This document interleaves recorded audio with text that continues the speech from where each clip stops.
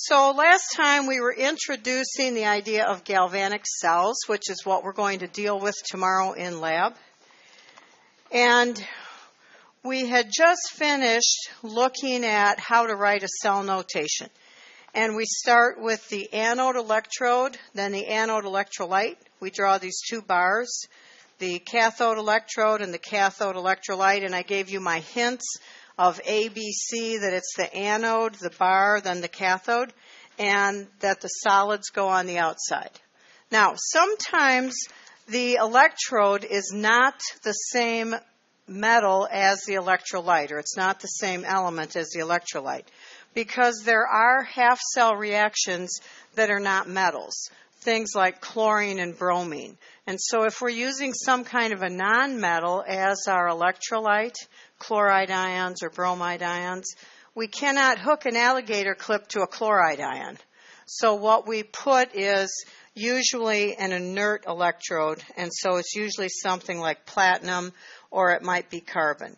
In the lab tomorrow, we do not have platinum electrodes for when we do the halogens. They're just way too expensive for our budget.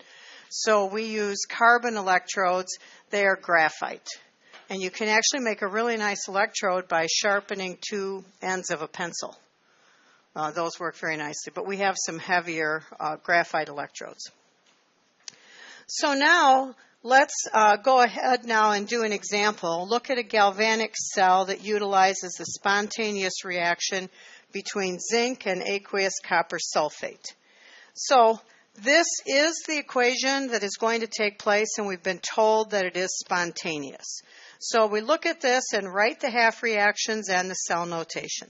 So when I look at this, I say, well, zinc solid is going to react with the sulfate and the zinc sulfate, and then the copper ion is going to make the copper.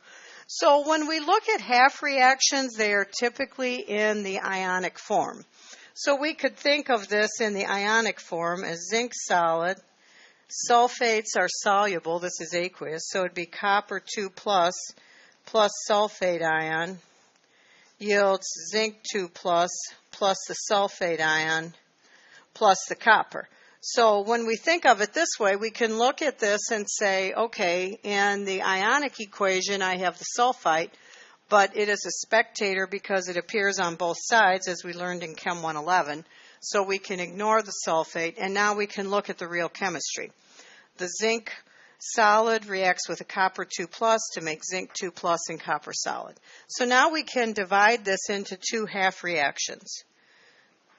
Zinc solid yields zinc 2 plus, and copper 2 plus yields copper solid.